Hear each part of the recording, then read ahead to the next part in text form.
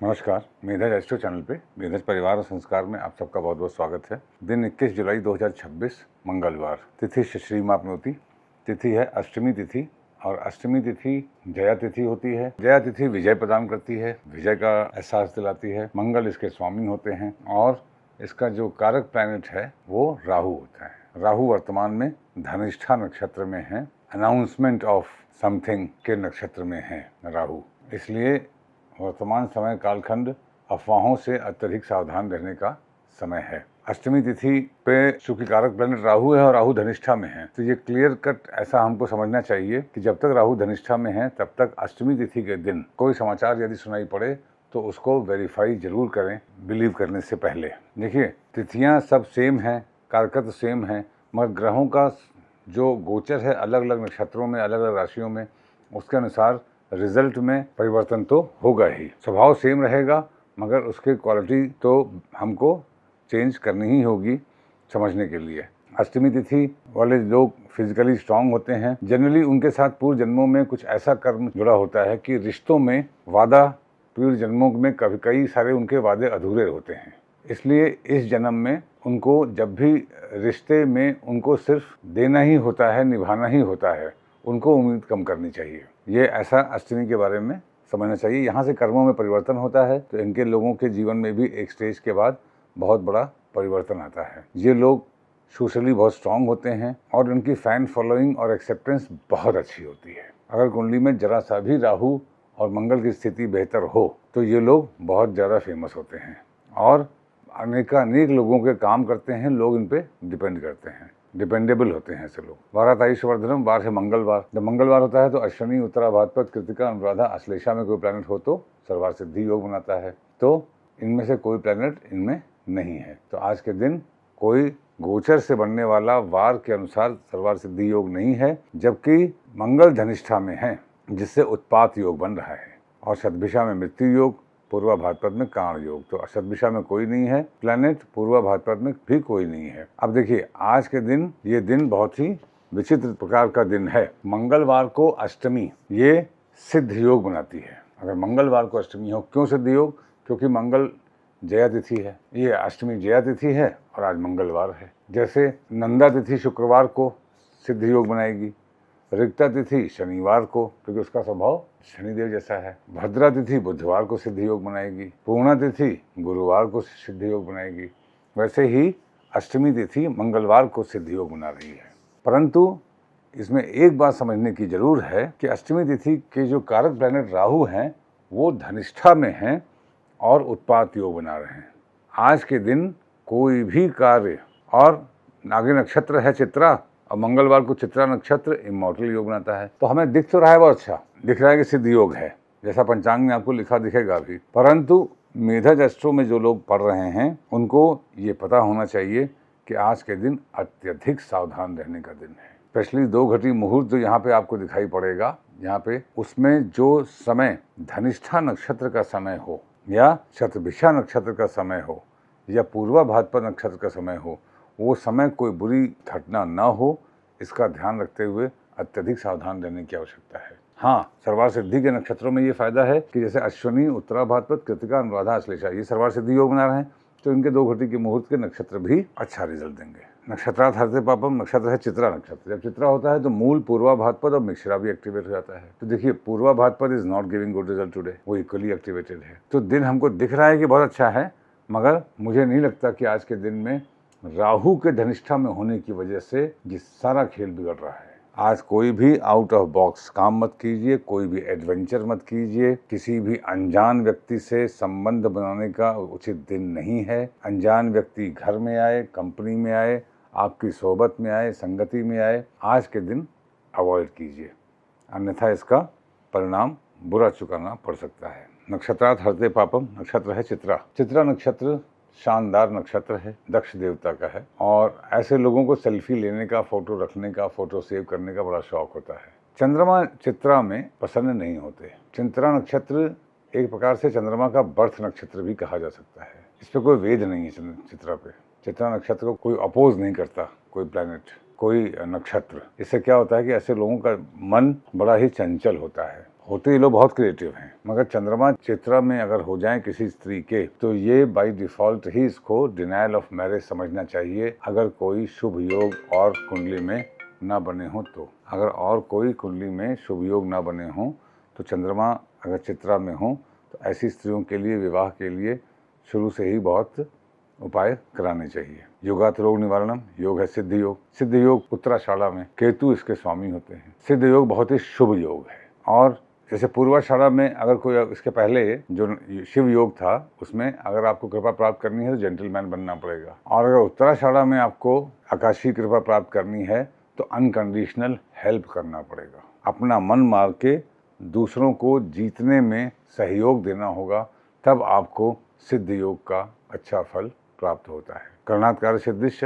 कर्ण है वृष्टिकर्ण जिसके स्वामी शनिदेव होते हैं। देखिए अब हम लोग को ये कांस्टेंट याद रखना चाहिए कि आषाढ़ महीना चल रहा है और मिथुन राशि शून्य है, पूर्वा फाल्गुनी और धनिष्ठा नक्षत्र शून्य है। देखिए आज के दिन आप देखिए कि धनिष्ठा नक्षत्र पंचांग क्यों सीरियस है, वाई इज पंचांग सो इम्पोर्टेंट। आप देखिए छोटी छोटी बातें, जैसे मिथुन राशि शून्य है और इस आषाढ़ महीने में धनिष्ठा और पूर्वा फाल्गुनी ये शून्य है। शून्य मतलब क्या होता है?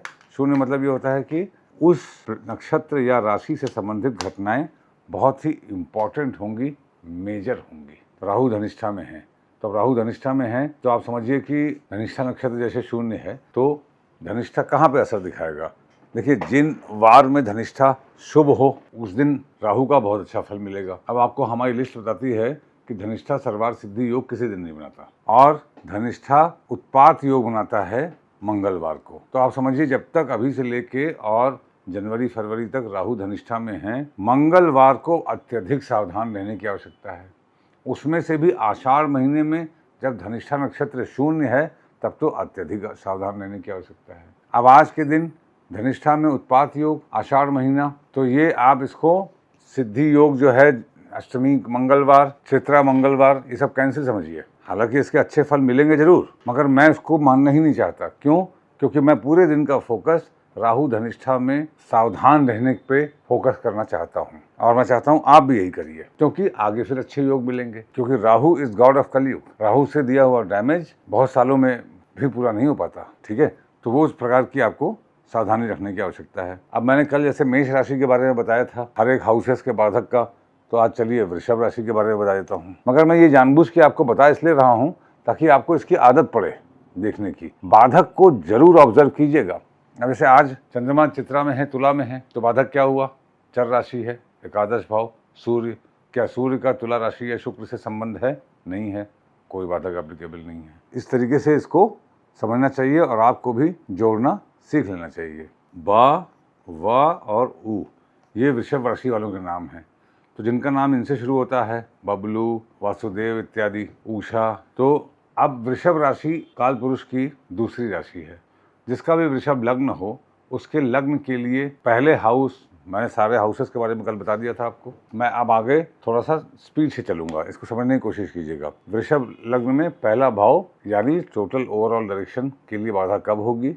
जब वृषभ लग्न में क्या होता है? स्थिर लग्न में नवम भाव बाधक है। नवम भाव में मकर राशि है। मकर राशि के स्वामी शनिदेव हैं। यदि कुंडली में शनिदेव का वृषभ राशि या शुक्र से संबंध बन रहा है, शुक्र जो कि वृषभ के स्वामी हैं, तो ओवरऑल डेवलपमेंट में लाइफ में बाधाएं बहुत हैं। उन बाधाओं के लिए आपको निरंतर प्रयास करते रहना पड़ेगा। ये कुंडली में एक मेजर फ्लॉ माना जाएगा। शनिदेव बाधक हैं। शनिदेव हालांकि कारक भी हैं, तो ऐसे में सुविधाएं सारी मिलेंगी, अच्छी जॉब भी लग जाएगी, स्टेटस भी होगा, मगर शनिदेव के एक्टिवेट होने के बाद 36 साल के बाद, परंतु फिर भी बाधा से मुक्ति के लिए आपको निरंतर संघर्षशील रहना पड़ेगा। वृषभ राशि वालों के लिए सेकंड हाउस मिथुन राशि, सेकंड हाउस में मिथुन राशि है, मतलब धन, कोष, कुटुंब, वाणी के लिए मिथुन राशि के लिए बाधक क्या है? द्विस्वभाव राशि है तो सप्तम भाव गुरु। तो क्या मिथुन राशि का या बुध का गुरुदेव से संबंध बन रहा है कुंडली में? यदि बन रहा है तो आपको धन, कोष, कुटुंब, वाणी के लिए बाधा है, अन्यथा नहीं है। तीसरे भाव में क्या है? कर्क राशि है। कर्क राशि चर राशि है। इसका मतलब भाई बहन, small travel, creative expression, change, short assignments, इन सब के लिए अगर तीसरे भाव चर है तो तीसरे से एकादश क्या हुआ? शुक्र। शुक्र का यदि चंद्रमा से या कर्क राशि से संबंध बन जाए तो तीसरे भाव के लिए बाधा मानी जाएगी। अब देखिए शुक्र लग्नेश ही है, तो इसका मतलब ये समझ में आता है कि वृषभ राशि में या वृषभ लग्न में लग्नेश का तीसरे भाव में होना बाधक है। अगर लग्नेश तीसरे भाव में हो गए तो अपने छोटे भाई बहन इत्यादि के लिए बाधाएं उत्पन्न होती हैं। ज्योतिष बहुत ही सिंपल है। बाधक और आरूढ़ ये दो कॉन्सेप्ट से आगे आपको बढ़ने की जरूरत ही नहीं होगी अगर आप इसको डीपली समझ लेंगे तो। चौथे भाव में क्या है? सिंह राशि है। सिंह राशि में बाधक क्या होते हैं? स्थिर राशि है तो नवम भाव मंगल। अगर मंगल का सूर्य से या सिंह राशि से संबंध बन रहा है तो ऐसे में माता के लिए बाधा है, सुखों के लिए बाधा है। ये मंगल अगर नीचस्थ हो गए, अस्त हो गए तो बहुत बड़ी बाधा है। अच्छी डिग्निटी में होने चाहिए मंगल, शुभ होंगे तो आपको फिर भी सहायता मिलेगी। पांचवा भाव संतान का होता है, मंत्र शक्ति का होता है, तो कन्या राशि है। कन्या राशि में सप्तम भाव बाधक है। सप्तम भाव में गुरु की राशि है। गुरुदेव का अगर बुध से या कन्या राशि से संबंध बन रहा है तो संतान के लिए और अन्यथा पंचम भाव के उन कारकत्व के लिए बाधा है। आशा करता हूँ आगे आप जोड़ लेंगे तो अच्छा ही है, वरना कहीं मैं जोड़ ही देता हूँ। चलिए बता देता हूँ। तुला राशि के लिए एकादश भाव बाधक है। तो सूर्य देव का यदि तुला राशि से या शुक्र से संबंध बन रहा है तो आपके छठे भाव के लिए महाबाधा है, बहुत बड़ी बाधा होगी। ठीक है। सप्तम भाव वृश्चिक राशि है, तो वृश्चिक राशि स्थिर राशि है, इसमें नवम भाव बाधक है।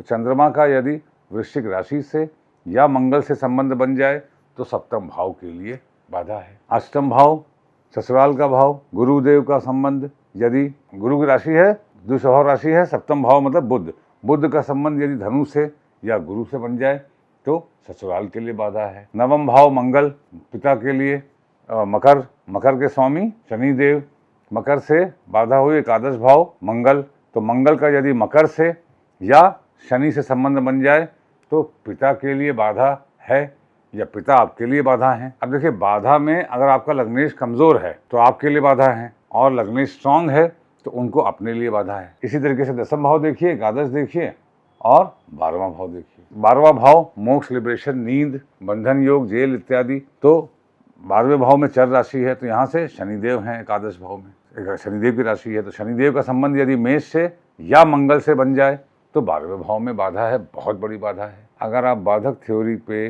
धीरे धीरे काम करेंगे माय डियर फ्रेंड्स, आपको अपनी कुंडली के सारे राज खुल जाएंगे। कोई भी ज्योतिष देखेगा आपको गुड़ में बेर मिला के कुछ चीज़ें बता देगा, मगर जब आप स्वयं से बाधक को, आप सोचिए इतनी बड़ी बात कि मैं I am taking all the pains कि मैं हर एक लग्न के लिए हर एक भाव का बाधक बता रहा हूँ आपको। सोचिए कितना इंपॉर्टेंट होगा ये बाधक थ्योरी। वेद वगैरह आप जोड़ी लेंगे, बाधक के बाद मैं आरूढ़ पे आऊँगा। ठीक है ना। तो घर से बाहर निकलने से पहले गुड़ खा के निकलिए। आपका दिन शुभ हो। Thank you very much.